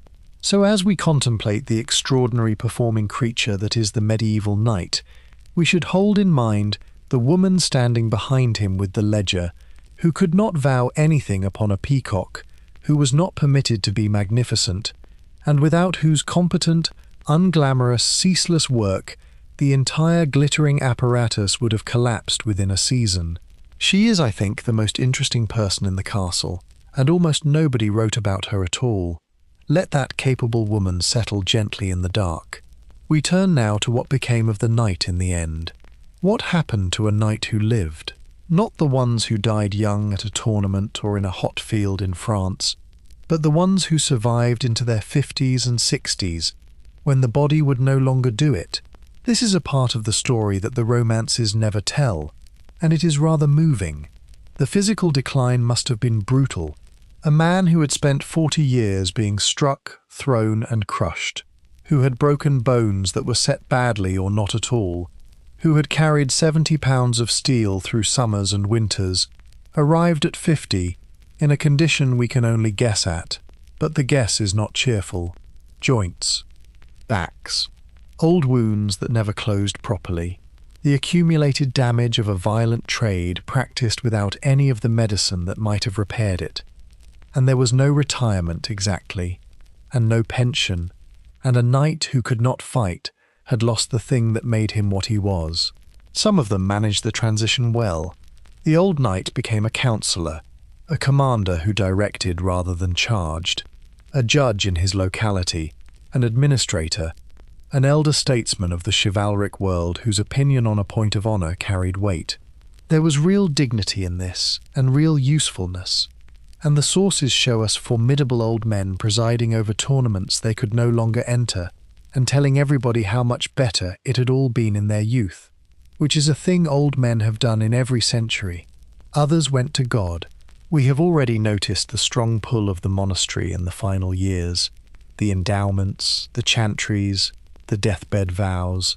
A man who had spent his life in the pursuit of worldly glory, and who now had time to think about it, often thought about it very hard indeed, and did not always like what he saw. The wills are full of restitution, money left to those the testator had wronged, to villages he had burned, to men he had cheated. There is a whole literature of the anxious nightly deathbed. There is one detail that catches at me. The armour of a dead knight was often hung in his parish church, above his tomb, his helm, his shield, his banner, his gauntlets, and there they stayed, gathering dust, gently rusting, for decades and sometimes centuries, until they crumbled, or were sold, or were stolen. You may still see them in a few English churches, or the wooden replicas made when the real thing fell apart. A man's entire identity, the whole apparatus of his magnificence, hung up in the dark above his bones, in a cold church, in a village, slowly going to pieces, while the congregation below sang and dozed and thought about the harvest. And a great many of them, we may be sure, simply got old in a draughty manner, in pain, in debt, complaining about the young, surrounded by armour they could no longer wear, and a war horse too old to ride, and told the same stories to anybody who would listen, about a tournament 40 years ago, where they had unhorsed a man whose name nobody now remembered. There is nothing unusual about that. It is what happens to everyone. But there is something particularly poignant when it happens to a man whose entire life was built upon being magnificent in public, and who has outlived the only audience that could confirm he ever was. Let that old warrior settle gently in the dark. We turn now to how the whole world ended. By the 14th century, something rather charming had happened to chivalry, which is that it had begun to organize itself into clubs. Kings founded orders of knighthood, with memberships and statutes and robes and badges and annual dinners, and these were among the most fashionable institutions in Europe, and they were, when you look closely, an exceptionally well-dressed form of networking. The English king founded the Order of the Garter, whose membership was strictly limited, whose insignia was a blue garter worn below the left knee, and whose motto concerned the shaming of those who think evil of it. The origin story, which may be entirely invented, holds that a lady's garter fell from her leg at a dance, and the king picked it up and bound it round his own knee, and rebuked the sniggering courtiers with those words. Whether or not this happened, the fact that it was the story they chose to tell about themselves is delicious. An order of the greatest knights in the kingdom, founded, allegedly, to defend a woman from being laughed at over her underwear. The Burgundians founded the Order of the Golden Fleece, richer and even more elaborate. There were orders of the Star, and the Sword, and the Ermine, and the Bath, and a dozen others, each with statutes, each with a limited membership, each conferring immense prestige, each requiring the member to attend certain feasts, and wear certain collars, and behave in certain ways. Membership was in the gift of the king, which was rather the point. It cost him nothing, and it bound the most powerful men in his kingdom to him, with ties of honour and vanity. The robes deserve a word. The Garter Knights wore blue mantles, the Golden Fleece wore crimson. There were hoods and collars and badges and specific occasions on which each must be worn, and the statutes specified all of it in detail, and fines were levied on members who turned up improperly dressed. Grown men, who had killed people, were fined for wearing the wrong hat to dinner, and they took it seriously. Men schemed for years to be admitted. Foreign princes were courted with the offer of a collar. The statutes of the orders included provisions for the trying of members who had behaved dishonourably, and men were expelled, and expulsion was ruinous. The whole thing was a formalization of everything we have discussed tonight, reputation made into an institution, with paperwork. It survives, of course. Britain still has the Garter, and it is still in the gift of the sovereign, and men still very much want it, and there is a chapel and a procession and hats. Nearly 700 years later, the most successful invention of the age of chivalry turns out to have been not the armour or the joust, but the exclusive club, which suggests that we have understood something important about what these men actually wanted. Let those elegant clubs settle gently in the dark. We turn now to the strangest tourist trade in medieval Europe. Here is a piece of the later Middle Ages that almost nobody knows about, and it is entirely extraordinary, and it illustrates the whole chivalric mentality better than anything else I could show you. By the 14th century, the crusading ideal was in poor health. The Holy Land was lost. But the Teutonic Knights, a military order, were conducting a long war on the frontier of pagan Lithuania, in what is now Poland and the Baltic, and they hit upon an arrangement of genius. They invited the knights of Europe to come and join them for the season, and they came, in numbers. A knight from England or France or Scotland, wishing to do a proper deed of arms, would travel across Europe to Prussia, where he would be received by the Teutonic Knights, housed, fed, entertained, and taken out on campaign against the Lithuanians. These expeditions were called reason, journeys. There were 2 seasons, summer and winter.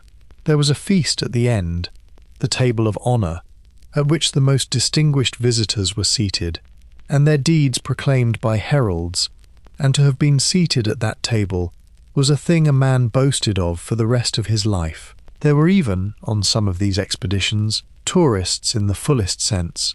Men who came, saw no fighting at all, because the Lithuanians declined to appear, attended the banquet regardless, and went home having been on crusade. The season was sometimes cancelled for bad weather, as one cancels a shooting party. Guides were provided, interpreters were provided. A knight could arrive in Prussia knowing nobody, and be looked after, and be introduced, and be given a place in the line, rather as one might be looked after on an expensive walking holiday in a difficult country. It was, in every practical sense, adventure tourism. You went for a season, you did some fighting, you were honoured at a banquet, you collected an experience that would establish your chivalric credentials forever, and you went home and dined out on it. The Teutonic Knights promoted it, arranged it, hosted it, and used the free labour of Europe's aristocracy to fight their war. Chaucer's knight, in the Canterbury Tales, has been on these expeditions, and Chaucer's readers knew exactly what that meant about him. Consider it. To improve his reputation among his friends at home, a wealthy young man travelled 1,000 miles to a frozen forest at the edge of Europe, in order to participate in a war he had no stake in, against people he had never met, so that he could be seated at a particular table at a dinner and have a herald say his name. And then he rode 1,000 miles home again, and this was thought by everybody to be an entirely reasonable and admirable thing to have done. I do not think I can improve upon that as a summary of the medieval knight. Let those frozen forests settle gently in the dark. We turn now to how the whole world ended. The knight ruled the battlefield for a few centuries, and then he did not, and the manner of his eclipse is one of the great themes of the later Middle Ages, and it wounded him in a place far deeper than his body. The armoured horseman was, for a long time, very nearly unanswerable. A charge of heavy cavalry against infantry who lacked the discipline and the equipment to stop it was decisive, and infantry generally did lack them. The knight's dominance was not a myth. It rested on genuine military reality, and it lasted a long time. And then, in various places and by various means, the infantry learned. The Flemish townsmen dug ditches and stood their ground with pikes and destroyed a French army of knights at Courtrai. The Swiss came down out of their mountains with long polearms and formed squares that cavalry simply could not break, and made themselves the most feared soldiers in Europe. And the English discovered that a great many yeomen with longbows, drawn up behind stakes on chosen ground, could stop an armoured charge and turn a battlefield into a killing ground, and they demonstrated this repeatedly against the finest chivalry of France, at Crécy and Poitiers and Agincourt, and the lesson took a very long time to sink in. The wound this dealt was not primarily military. Knights adapted. They dismounted and fought on foot, and they developed the extraordinary plate armour of the 15th century precisely as an answer to the arrow. The wound was to the whole idea, because the entire structure of chivalric society rested on the proposition that a knight was a superior being, better bred, better trained, and rightfully dominant, and that his dominance in the field was the proof and the justification of his dominance everywhere else. And now a common man, a farmer's son with a stave of yew, standing behind a stake in the mud, could kill him at 200 yards without ever seeing his face, and the man's low birth made no difference whatever to the flight of the arrow. There is a bitter clarity in a story from the aftermath of one of these defeats, in which captured French knights being led away complained that the English had won by dishonourable means, and they had a point by their own lights. The archers had not fought fairly. They had not come out and faced their betters man to man. They had stood behind sharpened stakes and shot from a distance and killed the finest horseman in Christendom without ever getting off the ground. It was not chivalry. It was, however, extremely effective, and the world in which effectiveness beats chivalry is the world we have lived in ever since, and it arrived on a wet afternoon in a muddy field in France, and the knights were the first to feel it. The knights hated this, and said so. There is a great deal of bitterness in the chivalric literature of the 14th and 15th centuries about the dishonourable weapons of low men, about the ruin of the noble art of war, about missiles and, later, about guns, which were regarded with particular loathing as cowardly and unchristian devices that permitted any base fellow to kill his betters from a safe distance, which is, of course, precisely what they permitted and precisely why they won. Let that quiet arrow settle gently in the dark. We turn now to how the knight became a legend anyway. And here is the strangest turn of all. The knight lost his military purpose, and lost his social supremacy, and lost his fortune to inflation and his lands to lawyers, and became militarily irrelevant, and then, instead of disappearing, he became more magnificent than ever. The performance outlived the function entirely. The 15th and 16th centuries, when the armoured horsemen had ceased to decide battles, were the great age of chivalric display. The tournaments became more elaborate, not less. The armour became more beautiful and more specialised and more useless, etched and gilded, made in matching sets for man and horse. The heraldry grew more complex. New orders of chivalry were founded, with statutes and collars and elaborate ceremonies, by kings who wanted to be surrounded by knights in an age when knights no longer mattered. It was all pageant now, and everybody knew, and it grew grander every year. And then the whole thing curdled into nostalgia, which is where we get our own picture from. The Tudor court staged medieval tournaments as costume drama. The Victorians rebuilt the entire Middle Ages in their imagination, all the shining armour and pure damsels and gentle knights, and painted it and wrote it and built houses in the style of it, and staged, in 1839, an actual full-dress tournament at a castle in Scotland, which was famously rained upon, the assembled nobility of Britain standing about in the mud in medieval costume under umbrellas, which is a scene I would very much like to have witnessed. What we have inherited, then, is not the medieval knight. It is a 19th century painting of a 15th century pageant depicting a 12th century warrior who never existed in the first place. The armour is real. The horse is real. The man inside is a fiction assembled over 700 years by poets and painters and, latterly, by film directors.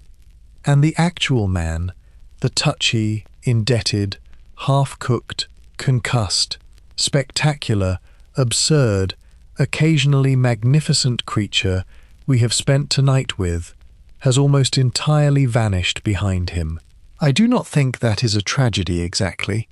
Every age makes the past it needs, but it is worth knowing, And it is worth remembering, when the shining figure rides across a screen, that behind him somewhere is a real man who could not put his own trousers on without help, who owed money to everyone he knew, and who once swore an oath upon a bird. Let that shining legend settle gently in the dark. We turn now, at last, to the question we have been circling all night. So, why did the medieval knight behave as he did? Why the peacock, the covered eye, the swan on the helmet, the jewel over the seating, the ruinous feast, the iron fetter worn for a year? Let us try, gently and fairly, to answer it, because I think there is an answer, and I think it is rather illuminating about people in general. Begin with the fact that honour was external. It existed in the opinions of other men, and could not be verified by any private test. A man could not simply be brave. He had to be seen to be brave, and seen repeatedly, because a reputation is a perishable good. This means that the entire currency of the knight's world could only be earned in public, and that the only way to earn it was to do something visible, difficult, and preferably costly. Vowing to eat standing up is a visible, difficult, costly act. It is a way of converting private resolve into public evidence, which is the only kind of resolve that counted. Add that the audience was small, permanent, and intensely competitive.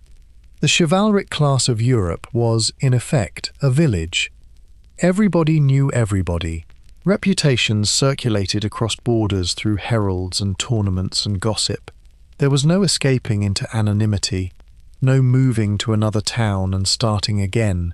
Every man was permanently visible to every other man who mattered for his entire life, and his standing was continually adjusted according to what he had most recently done.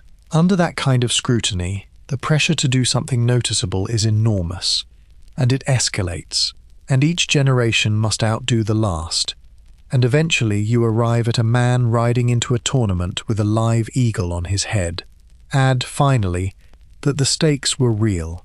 Money, marriage, command, land, the safety of one's family, all of it depended on reputation. There was no other security.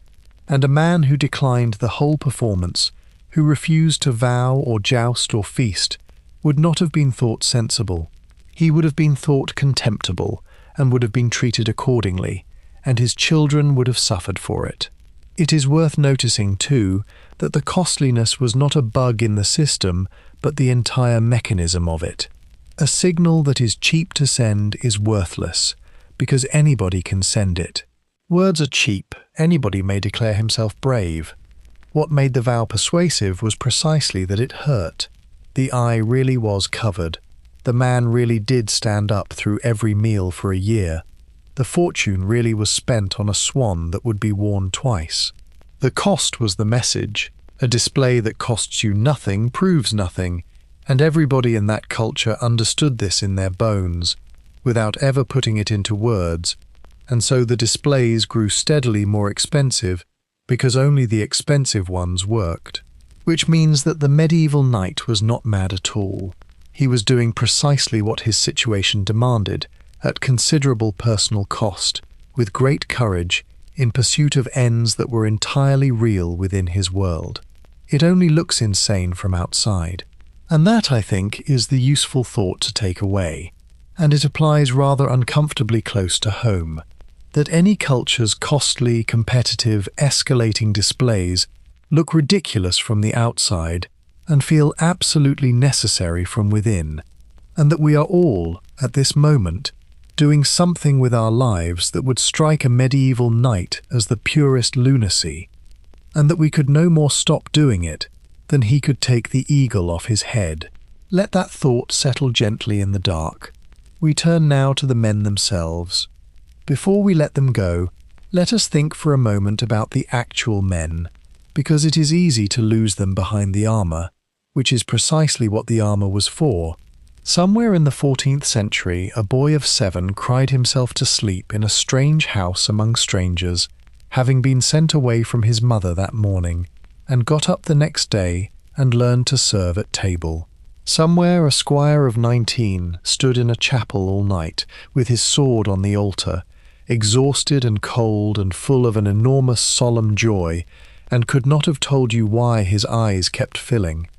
Somewhere a man of 30 lay in his tent the night before a battle, and made his confession, and thought about his children, and was frightened, and told nobody, because a knight does not say such things. Somewhere a man rode home from a war that had gone badly, and found that his horse was dead, and his ransom had ruined his wife's family, and his reputation was in question, and he sat in a cold hall and wondered how it had come to this. Somewhere an old man in a monastery paid a priest to sing masses forever, for a village he had burned when he was 22, and could still see it, and did not expect to be forgiven, and paid anyway. Somewhere a knight of 50, who had been at 3 great battles and could no longer mount without a block, watched his son ride out to a tournament in new harness he had gone into debt to buy, and stood at the gate long after the dust had settled, and went back inside to look at the accounts. They were not made of iron, whatever they wished us to believe. They were frightened and proud and vain and generous and cruel and kind, sometimes all in a single afternoon, which is the ordinary condition of human beings. The whole extraordinary apparatus of chivalry, the vows and the crests and the codes, was among other things a great scaffolding erected around some very ordinary men, to hold them upright in circumstances that would have flattened most of us. It was ridiculous. It also, quite often, worked. And here is the thing I keep coming back to. They wanted, above all, to be remembered. That was the point of the reputation, the vows, the deeds, the swan on the helmet, to be spoken of afterwards, to have one's name last. And almost every one of them has failed utterly. We do not know their names.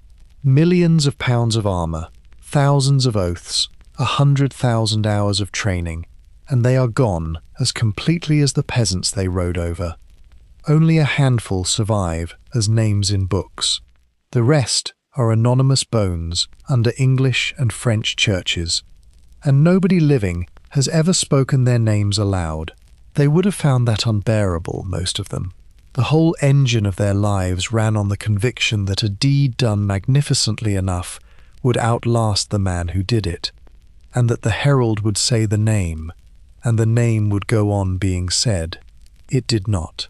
The heralds died too, the rolls rotted, the tombs were worn smooth, and the churches rebuilt, and the names went out one by one like candles in an empty hall, except that here we are, 700 years later, in the dark, thinking about them, which is not the immortality they wanted, but it is not quite nothing either. Let that thought settle gently in the dark.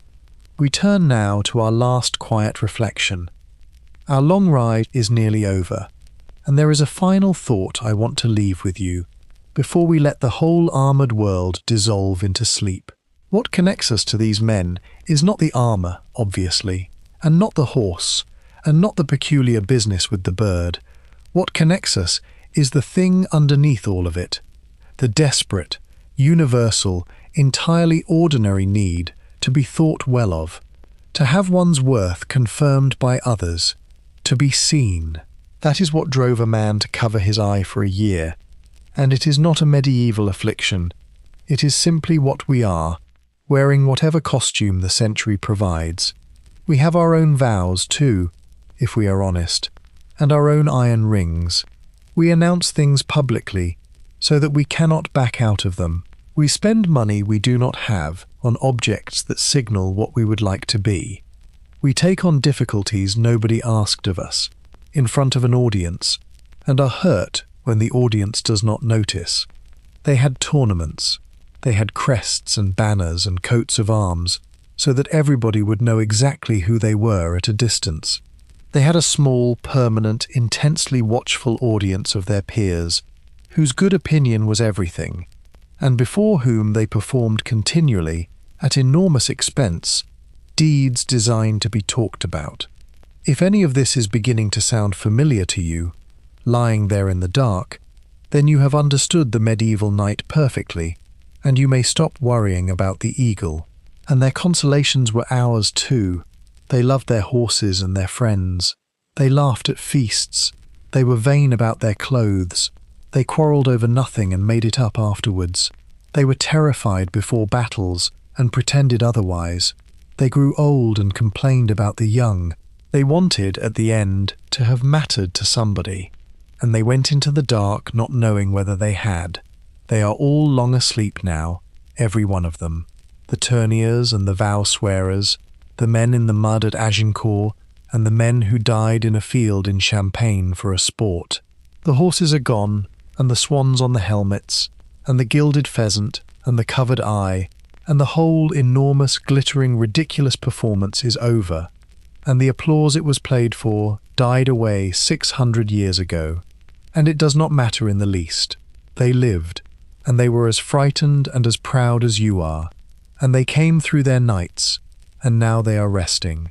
Let that gentle thought settle over you now, soft and calming in the dark, as we let the whole armoured world go at last and drift away into sleep. We turn now, at last, toward rest. So let it all go now, gently, the whole clanking, glittering, absurd old world we have wandered through tonight. Let it fade, the way the past fades, the way the centuries dissolve into a soft and shapeless distance. The great helms and the painted shields, the peacock and the pheasant, the swan upon the helmet and the iron ring upon the arm, the horses and the lances and the long lists in the summer sun, all growing dim and quiet and far away, until there is only the soft dark, and your own slow breathing, and the gathering tide of sleep. Let the nights grow quiet and distant now. Let the tournament field empty and the banners come down and the crowds go home along the dusty road. Let the armour be unlaced, one strap at a time, in a tent in the evening, and set aside, and let the man inside it sit down at last, and breathe the cool air, and be simply a tired man in the dusk. Let the horses be led away to be watered. Let the fires burn low, and the singing fade, and the whole great performance end, as it ended 600 years ago, and let them all go, gently, into the deep silence of the vanished past. They are gone now, every one of them, and there is a great soft quiet, where all that clashing and shouting once was. Let them rest, and now, at last, so may you. Feel the warmth and comfort of your bed, soft and safe around you. Feel how far you are from all that steel and striving, how safe, how comfortable, how gently held by the quiet of your own night. Nothing is required of you here.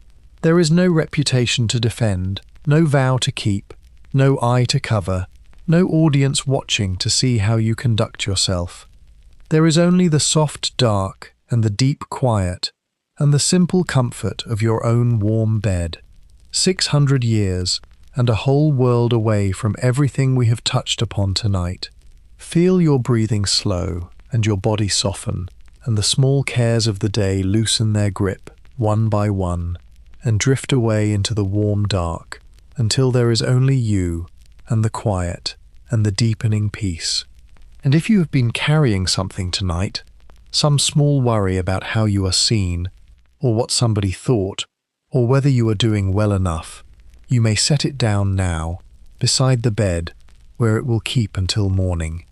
The knights carried that same weight all their lives, and swore oaths upon birds to be rid of it, and it did not work. You may simply put it down. Nobody is watching in the dark. That is the whole mercy of the dark. The whole long ride we have travelled, the whole armoured, ridiculous, magnificent world, can simply be released now, dissolving into the soft dark, leaving you weightless and at peace, drifting gently down into sleep. And if any last image lingers at the edge of your thoughts, some banner stirring in the evening air, some horse cropping grass at dusk, some empty helmet lying on the grass with the light going out of the steel, let it grow soft now, and slow, and distant, the way a dream dissolves as you slip past its edge into sleep, the images dimming, the world fading, the whole medieval world dissolving quietly into the warm and shapeless dark. You can simply let it drift away, like the day itself, like the centuries themselves, out into the quiet and gone. Good night, traveller. The knights are long at rest now, all their vows fulfilled or broken, all their tournaments ended, all their proud names gone quietly into the silence of the deep past, across the great gulf of the centuries, and you are safe and warm and well, here in the gentle quiet of your own night, with nothing whatever to prove to anyone. Rest easy, sleep deep. I'll be here, somewhere in the quiet, when you wake.